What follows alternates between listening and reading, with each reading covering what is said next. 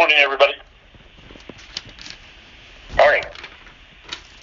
Morning. Good morning. Okay, let's start.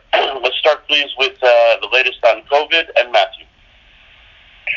Good morning. So, obviously, 250,000 deaths, far surpassing what seemed like outlandish predictions early on, and certainly no signs of slowing as we head toward Thanksgiving. Yesterday marked the most deaths reported in a day in almost 7 months, over 1,800.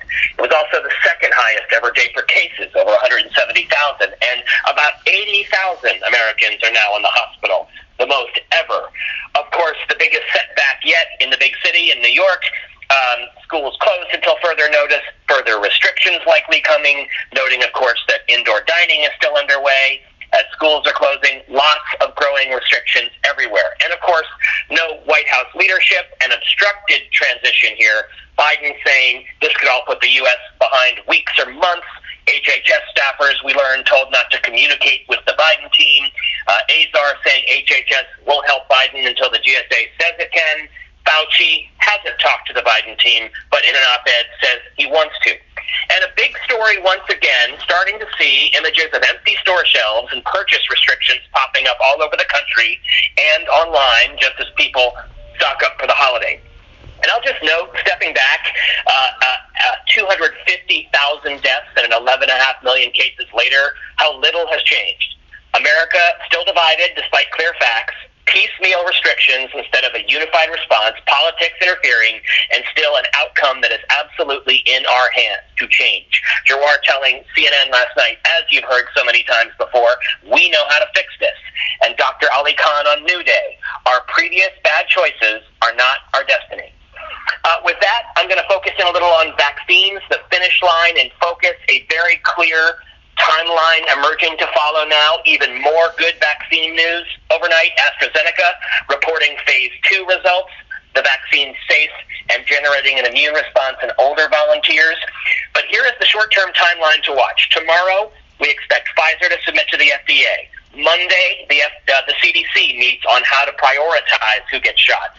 And then December 8th begins the meeting that should end with a decision on an emergency authorization. Operation Warp Speed officials saying shipments will begin within 24 hours of that decision, and they will be fair and equitable, and they will go well because Warp Speed has been running distribution rehearsals.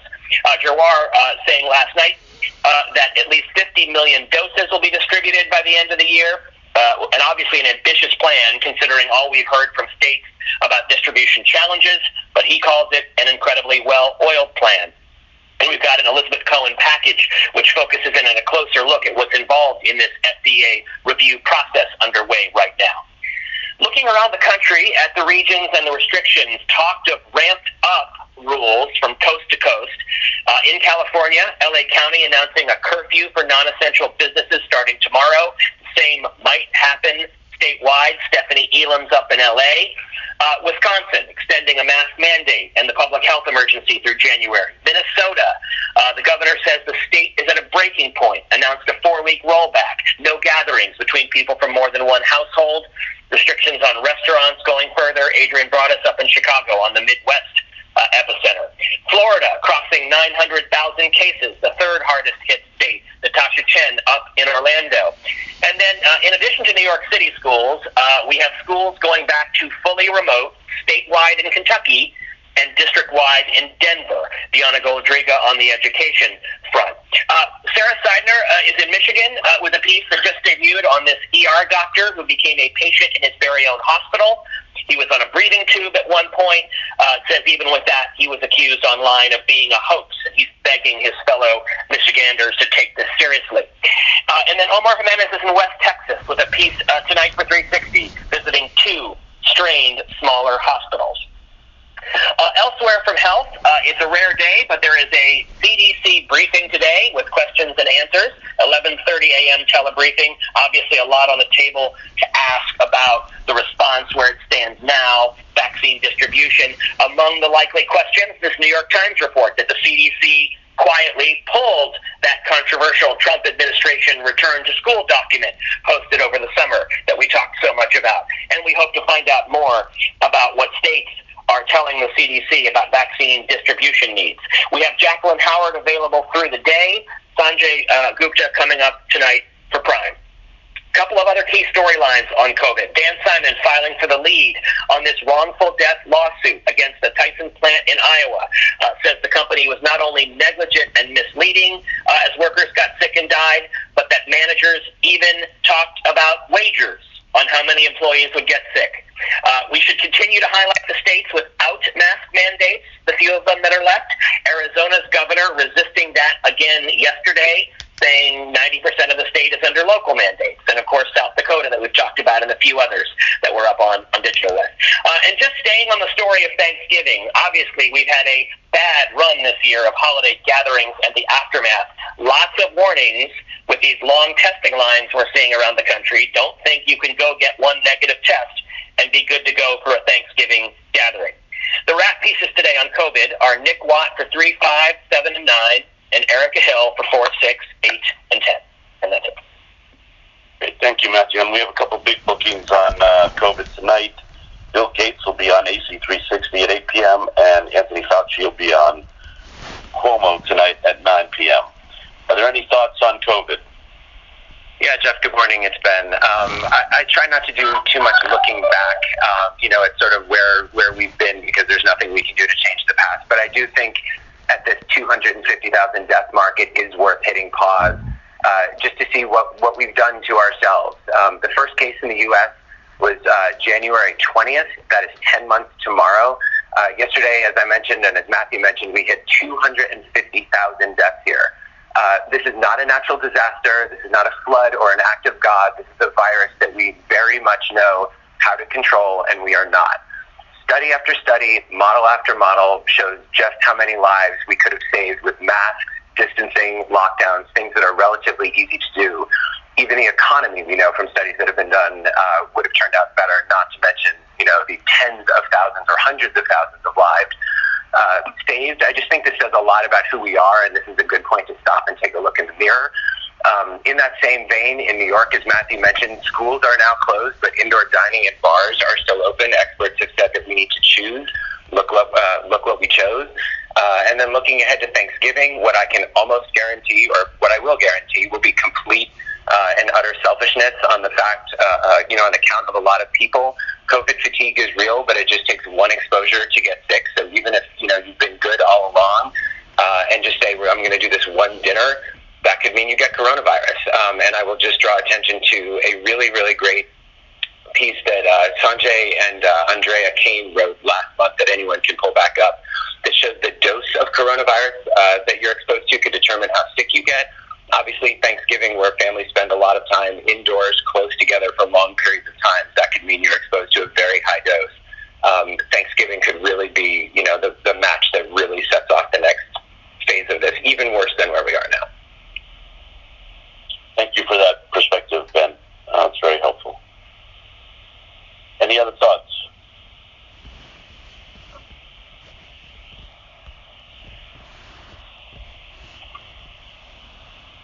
Okay, before we move to Washington, I just want to make 2 points that I think people have, we've been covering very well, but I just want to emphasize them, and I think we need to continue to do so. As John Berman said this morning on New Day, Trump is not a wartime president, he's a teatime president. He's completely disappeared in the face of what Ben just outlined, and I think, we've done a very good job of pointing that out, but we need to continue to do so. 12 of the last 16 days with nothing on his public schedule. He has disappeared at a time when the country needs leadership more than ever, and we need to point that out. And the fact that they're not allowing the incoming administration to lead by not handing over the keys is also dereliction of duty. The other major storyline that I want to continue to emphasize is that there are huge long-term implications for the country about what Donald Trump and the Republicans are doing. We know that there's about 70% of Republicans believe to some degree that the election was stolen from Donald Trump, and what that means as a matter of going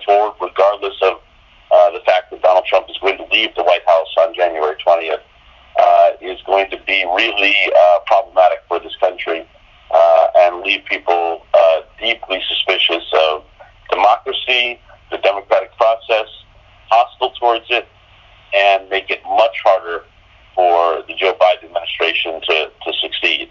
It is really outrageous, and I think that we need to focus on that. We are doing a really good job on the micro, but the macro ramifications are huge. Washington? Okay, so on the first point, 62 days to the inauguration, and as you said, entering day 12 without seeing him, there are some indications we're getting that may change today, but it is still very tentative. And Collinson captures it well, also with his headline, "While Trump solves America's get sick and die." The continuing no coordination on COVID, Fauci saying he hasn't spoken to the Biden team, Azar saying no cooperation until GSA makes a determination. And then, obviously, in addition to the bookings, you mentioned Ron Klain's on sit room today, so, I expect we'll hear more on that. In terms of all these voting, this voting mess, so Trump this morning is continuing to use the voice that he has through his Twitter feed to continue to stoke those 70% of Republicans who don't think who think that the election was stolen. This morning he's going after Georgia. There's almost zero ballots were rejected in Georgia. Again, just totally, not accurate. And this continues as there are Hail Marys going on all around the country. In Georgia, just to tick through them, in Georgia, the audit recount we will get at noon. Trump has until Tuesday to request a recount, and there's a 3 p.m. emergency hearing to stop the certification. There is zero indication from everything we have heard along the way that the vote totals are going to change anything but in minor ways, so all of this, again, useless. After this back and forth last night, the 2 Republicans in Wayne County now want to take their votes to certify back again, saying they were under undue pressure. The point being now that the certified vote has already been sent to the Secretary of State, so another thing going absolutely nowhere but just dragging things out and adding to the larger narrative. In Pennsylvania, there was this wild filings last night from Rudy, including asking his team to count some votes. Even Mulvaney calling Rudy a legal force that is meant more for TV and not for the courtroom. The Wisconsin recount, as we know, will go ahead. And then there's a ruling today on Maricopa County with the judge again expressing incredible skepticism ahead of that ruling.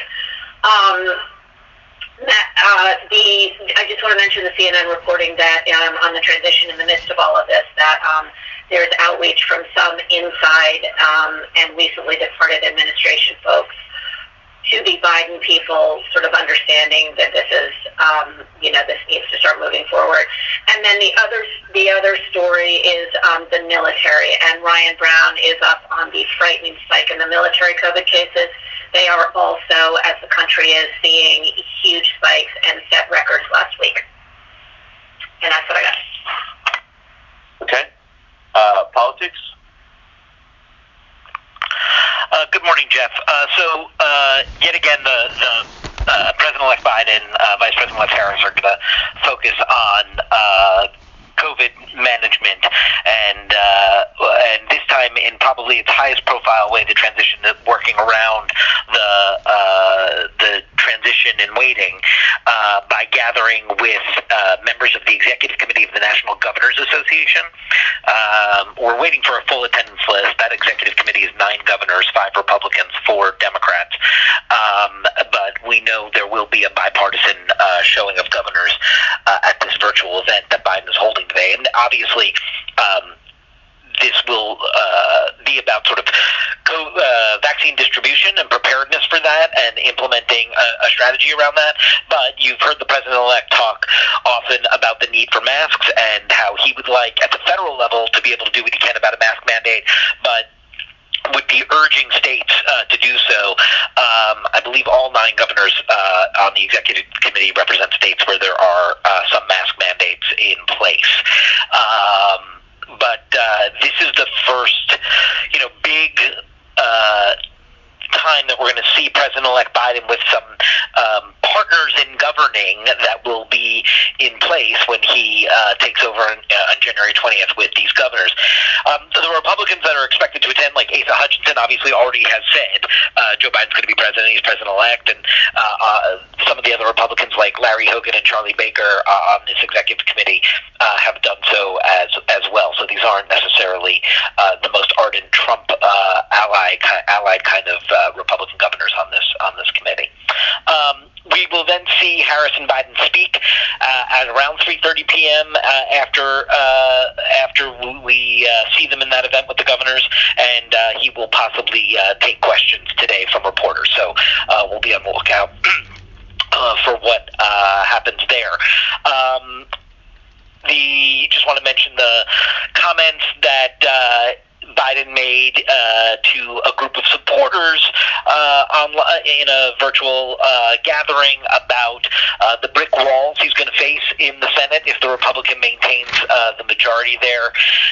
Again, getting at that very notion of the division, and of course, Biden's entire, rationale for running of healing the soul of the nation and getting back to some kind of normalcy, and his constant pitch that his long service in the Senate and his relationships are going to be able to create sort of a new moment of comity in the government.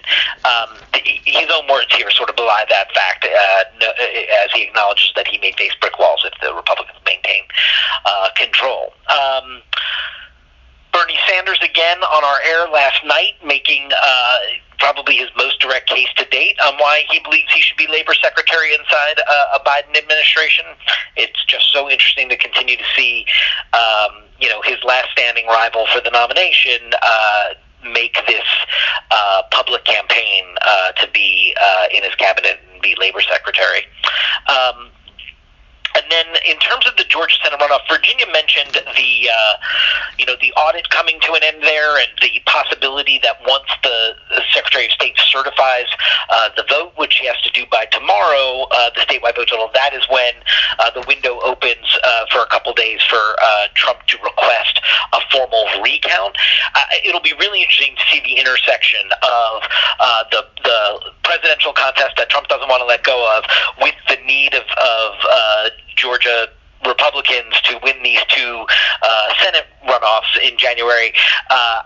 Look to see how the Trump campaign handles that recount request, because it'll tell us a lot if they think that's going to help sort of with turnout and actually lean into and accomplish some of their political goals with the runoffs or not. I think we're going to see sort of over the next couple of days an intersection of those two things.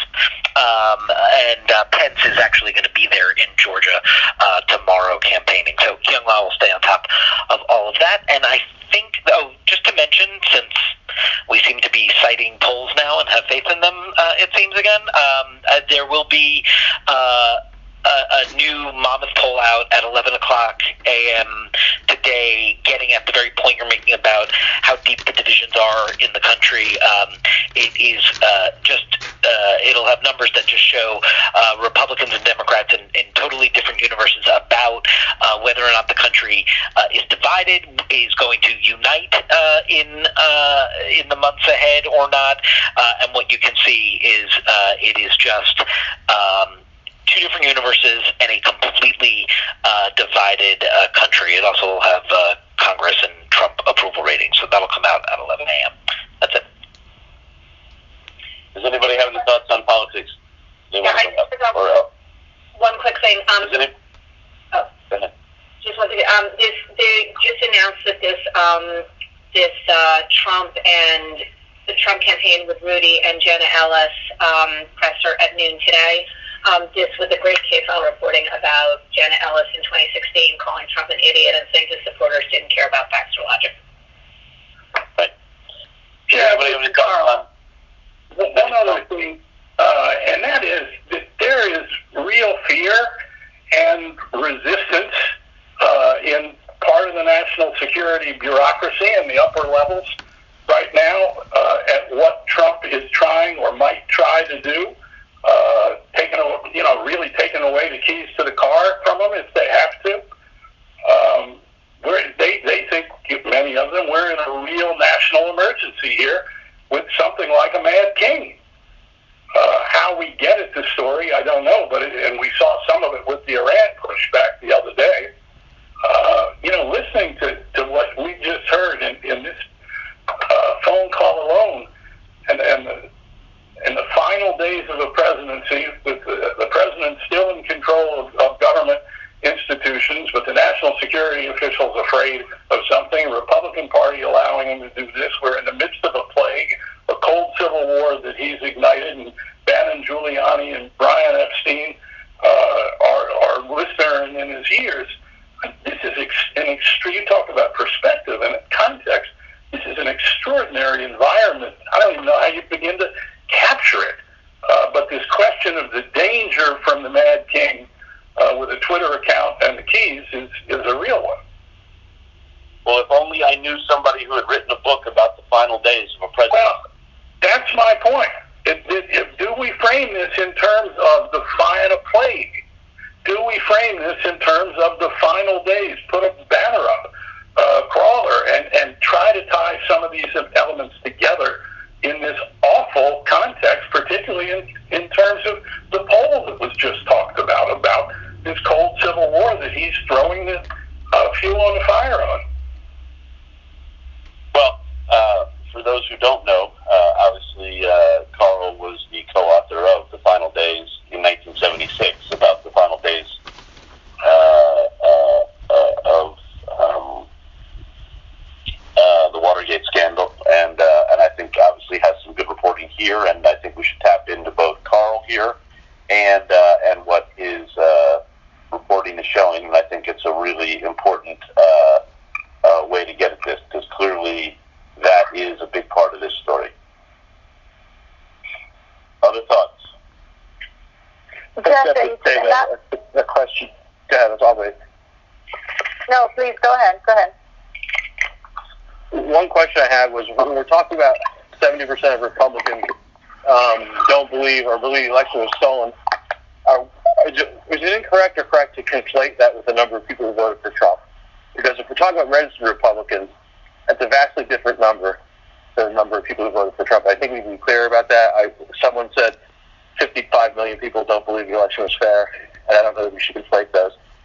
And my second point really goes to the Monmouth poll that David talked about, and I think, part of the reason we're divided is because we have an entire multi-billion-dollar business that's built to profit on dividing us by feeding false information and preying on grievance and bigotry, which is the Murdoch business model here, in the UK, and Australia. And I go back to Malcolm Turnbull's comments, and I don't think we're holding them, their shareholders and board directors, as accountable as we should.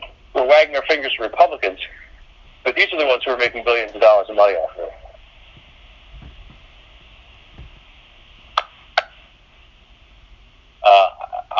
I wholeheartedly agree with the fact that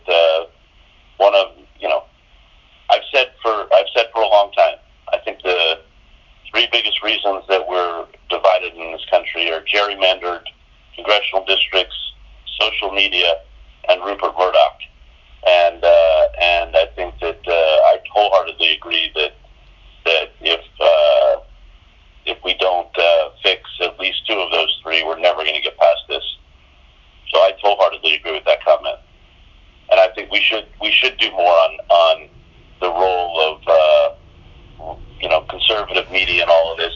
I mean, Rudy Giuliani is reportedly being advised through this whole thing by Steve Bannon. I mean, that's what's going on here. Cynthia, I think you wanted to talk. Yes, I did. I wanted to say that what I'm hearing from a lot of people on my end is just the word sabotage. And what the feeling is that they are sabotaging Joe Biden's future if he does become president, and the country. And so they purport to care so much about America, yet they are sabotaging the future and that of all Americans, the people that they supposedly care about. And I just think that is such a strong word. And it plays right into what Carl was talking about. If you care so much, why are you sabotaging everything and basically, leaving a minefield for the future? And in addition to that, why is why are you trying to steal the election? Now you're really trying to steal the election. And so I just think that those things need to be called out straight on, and I agree with putting much more visual banners that say it. So just a thought. Okay. Other thoughts?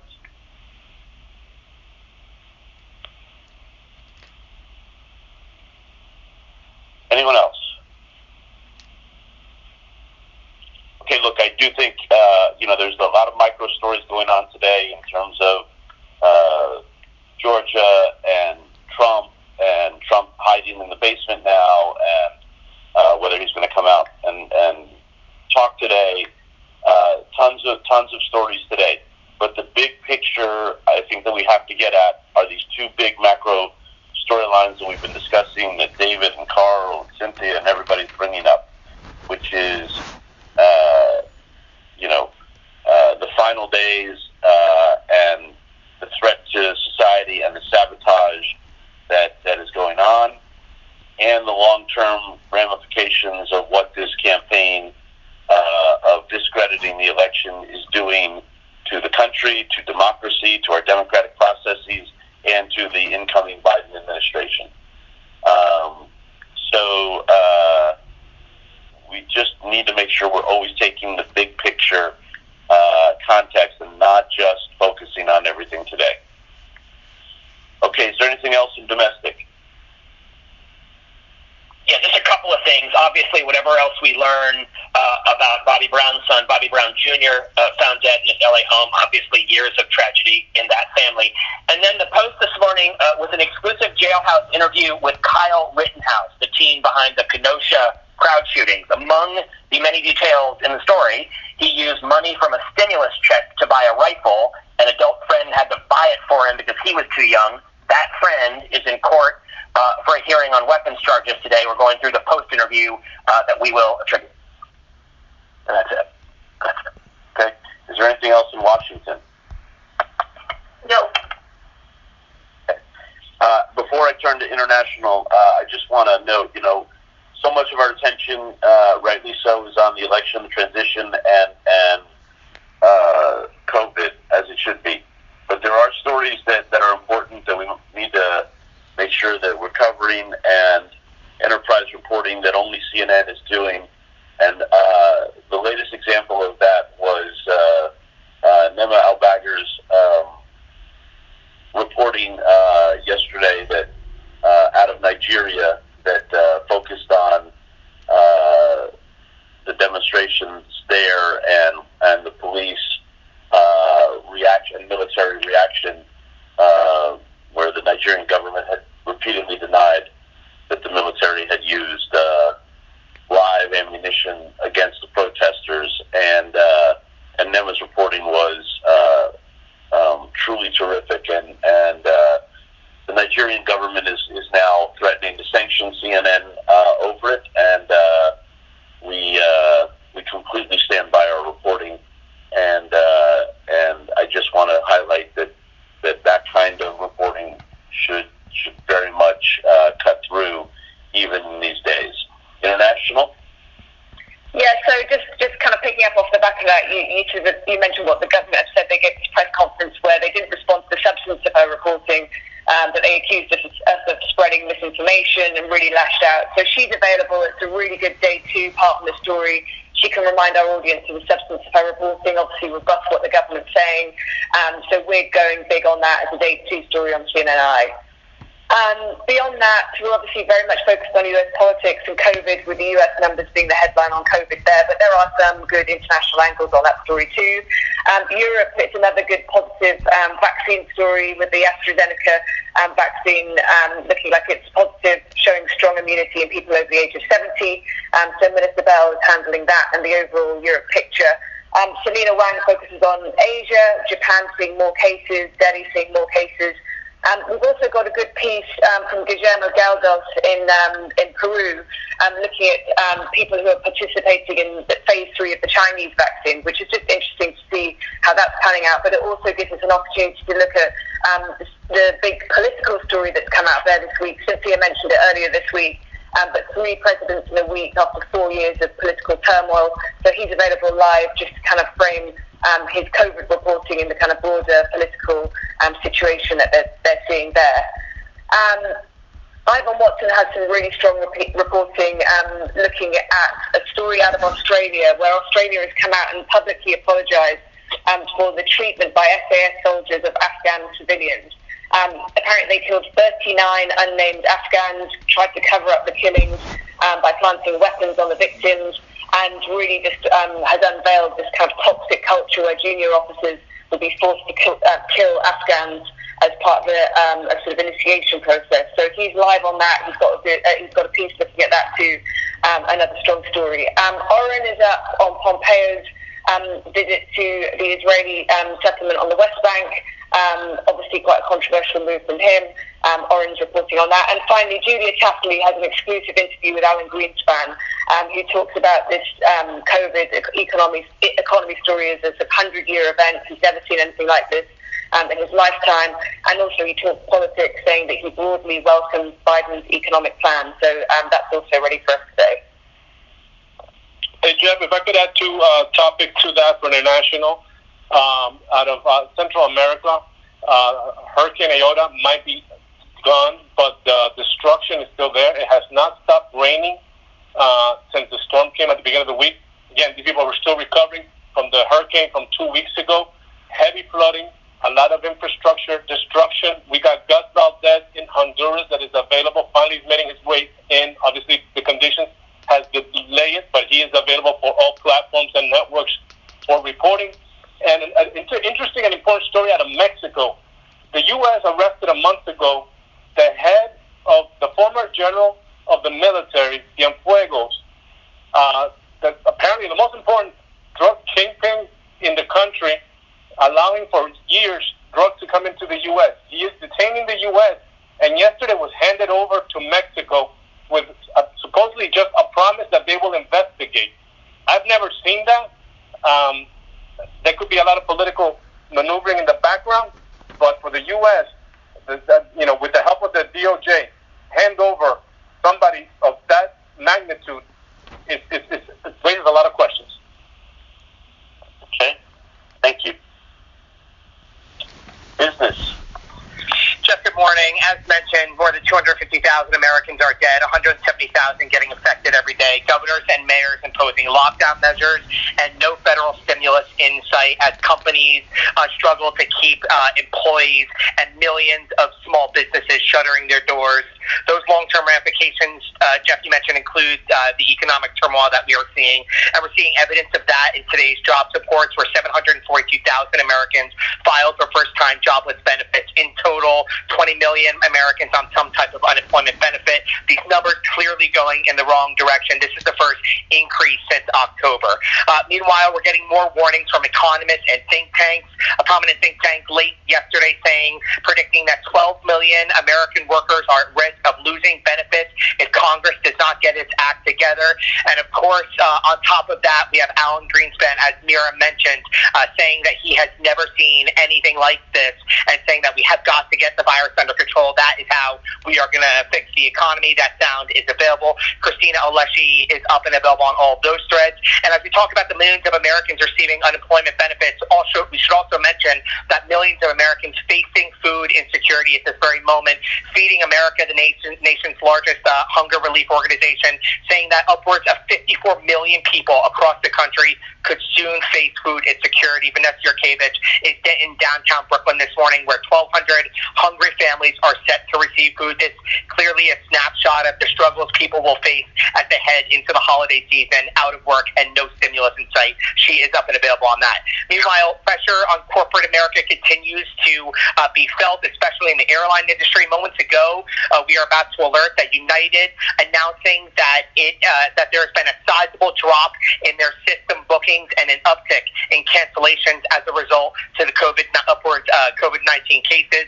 United was the first airline to cut back its schedule in March, and it is seen as sort of like the canary in the coal mine with regard to the airline industry. Pete Montine is up and available on that. And of course, the lack of presidential transition not helping stimulus negotiations, as Virginia mentioned, all continues to be at a standstill. America's corporate leaders starting to distance themselves from the White House and calling on the president to start the transition process. Last night, the country's biggest manufacturing lobby, which counts General Motors and Dow, calling on the GSA to sign off on presidential transition.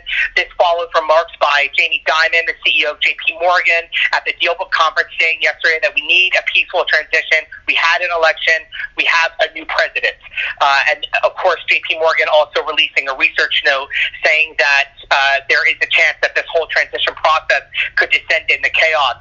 They are saying that there is a remote risk of an American horror story and a constitutional mayhem. Christina Alessi is also up and available on those threads. And lastly, the Reliable team has been all over right-wing media in the wake of the surging coronavirus. It has taken a dark and dangerous turn.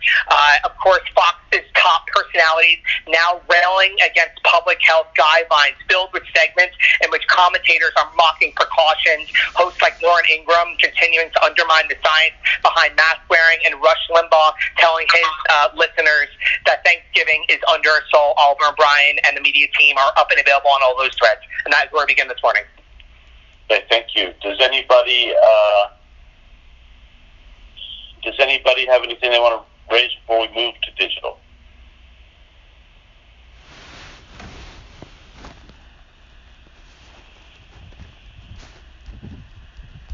Okay, digital. Morning, Jeff. We had 34 million uniques yesterday. Our top story was actually the profile of Emily Murphy. That's the GSA administrator. More than 2.6 million uniques and 4.5 minutes of engagement. The Collinson was also big yesterday. Trump officials reaching out to the Biden transition team quietly was an overnight story that did big for us.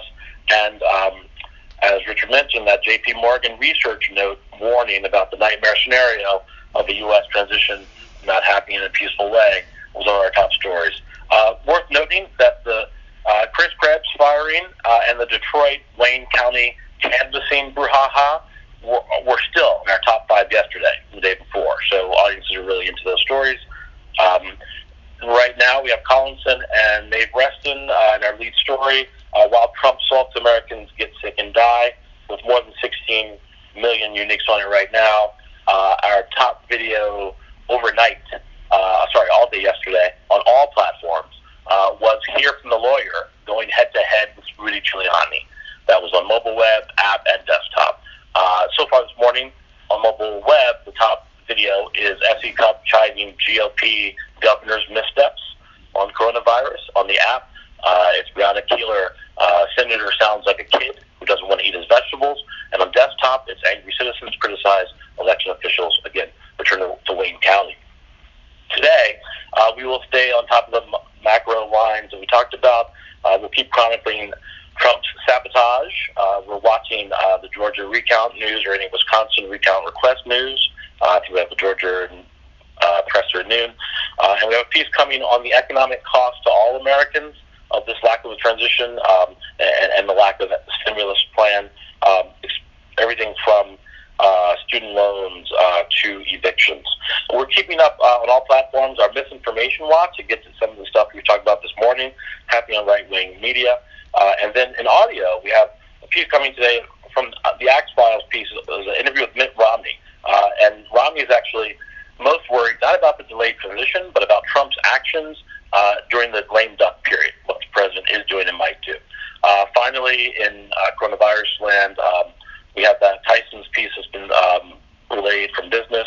We have the Greenspan piece, which is up and doing super well. We have lots of personal stories on this, what's happening around the country. And we have a big offering we're going to keep up on Thanksgiving and what's safe and what's not safe, and the kind of fallacy that the tests will make you okay to go have Thanksgiving. Also doing super well is this piece on a gym trainer who brought in a bunch of athletes and actually did a study on ventilation in the gym and how that none of them got the virus. And then finally, we have a story on Lyft, which is, has a big ad campaign right now on, rent a car and go see the family, and that's exactly the wrong thing to do. And there's been a backlash over it. So I'll stop there. Thanks. Thank you, Marcus. Nima. Morning, Jeff. In our top spot today is COVID and all the threads that were mentioned by Matthew. The U.S. deaths surpassing 250,000, restricts going into effect in many states, New York City schools going remote, and the vaccine news. So we're using all our hotspot reporters, starting with Biana and Polo on New York City schools closing, Natasha Chin on Florida hitting that 900,000 cases, the third state to do so, Sarah Sider from Michigan with her donut on the ER doctor, and Omar from Texas. A number of guest bookings. We've got Dr. Richard Besser, Dr. Greg Spencer out of New York. He's been doing a TikTok of what a day in the life of an emergency room doctor looks like. He talks about the sick patients he has to put on life support. He said they're running out of ventilators, hospitals are at capacity, and he says it's absurd for New York City to close schools, but still have so many other things open. He adds, should parents drop their kids off at bars, indoor restaurants, or gyms? So he's going to be on with Brianna.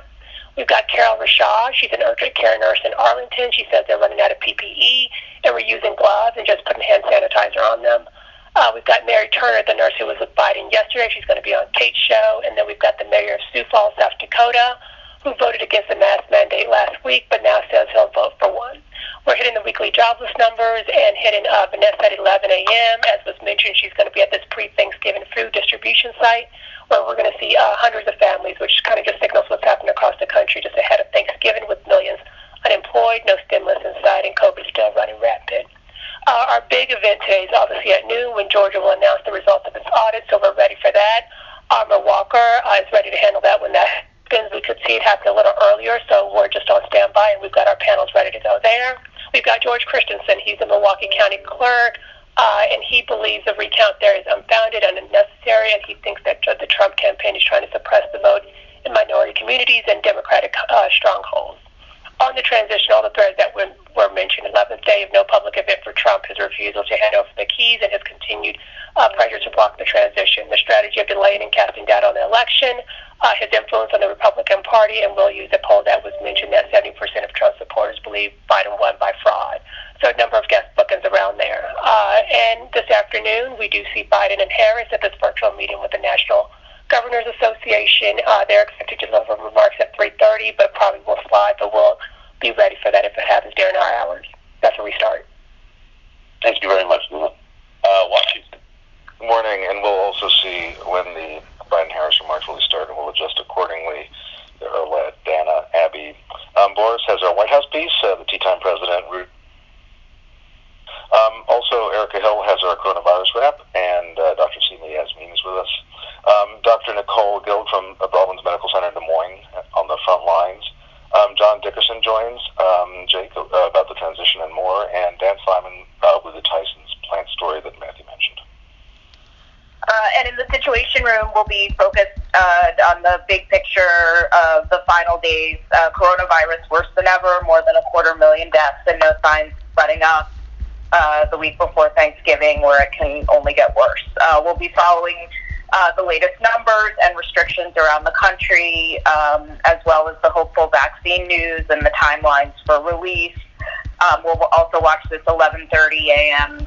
CDC newser, and we'll get to all of that with the wrap pieces and our doctors. All this as Trump remains behind closed doors for a 12th day, but we'll see if he comes out and talks today. His administration blocking the transition at every turn. We'll stay focused on the broader implications of all of this, the threat to society, sabotage, and the long-term implications for the country going forward, as well as the Biden transition. We'll obviously be watching the Biden-Harris news event, which sounds like it's going to fall near our hours. The meeting, the newser with the National Governors Association this afternoon. We'll see if they take questions there. Some bookings of note, we do have Ron Klain booked today. We also have Governor Larry Hogan booked, who I believe is part of this Governors Association meeting. And we have the Georgia Secretary of State. Those are good bookings, Emily. Thank you. Does anybody have any thoughts?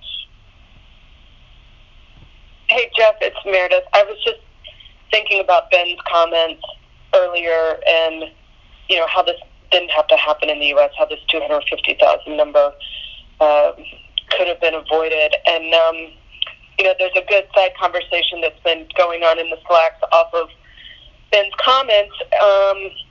And I I just wanted to share a thought or two on it. It's such a real personal struggle for people in terms of what to do or what not to do over Thanksgiving, and we see the interest from audiences in this, and it's timely, and it's a matter of health and life and death and all of it. And we talk about how America needs leadership right now, and that is of course true.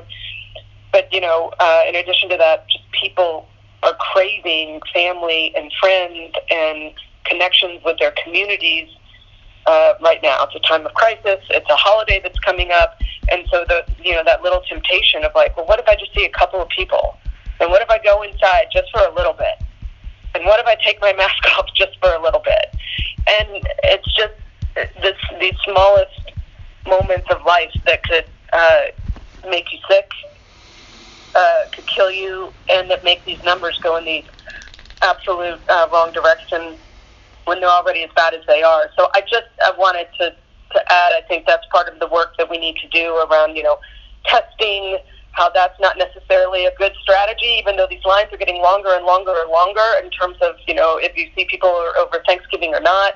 I think, everything that we've been doing on if you're going to see people, how to do it safely, it's all stuff we have, but the volume is just growing on it, and you see it in the images of these lines that are wrapping around these testing sites, and you see it in the conversations that people are citing on, like, Nextdoor, where everyone's trying to compare, like, where can they go to get a test so they can just make sure they're safe, so they can see family and friends over the holiday. So anyway, just a general thought, and just, this is the intersection this coming week of where these horrible numbers are really, hitting home for people, and people are still in the process of making very personal decisions that are a matter of life and death.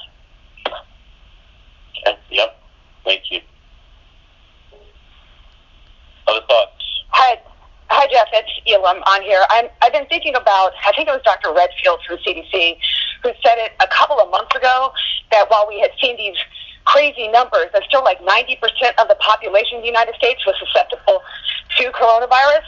And I think it'd be useful to find out where that number stands now, so people understand, even though they're fatigued and we're hearing about all these people that have gotten it and have died, that there is still a lot of danger out there, and give them that real number to help them put that into perspective before Thanksgiving. Yep. Perhaps the help. Hey, Jeff, it's Matthew. I would say, based on the case numbers, about 3% of the population has had coronavirus, right? So like the other 97%-ish is the susceptible population. Mm-hmm. Okay. Anybody else? Just two final notes from me then. We have major bookings today. Ron Klain at 5 o'clock, Bill Gates at 8 p.m., and Anthony Fauci at 9. Let's make sure we're pushing towards them. And at the end of the day, I think the important place for CNN here is that we need to be not on the side of Joe Biden or Kamala Harris or against Republican senators who are propping up Donald Trump's un-American behavior. We need to be on the side of America.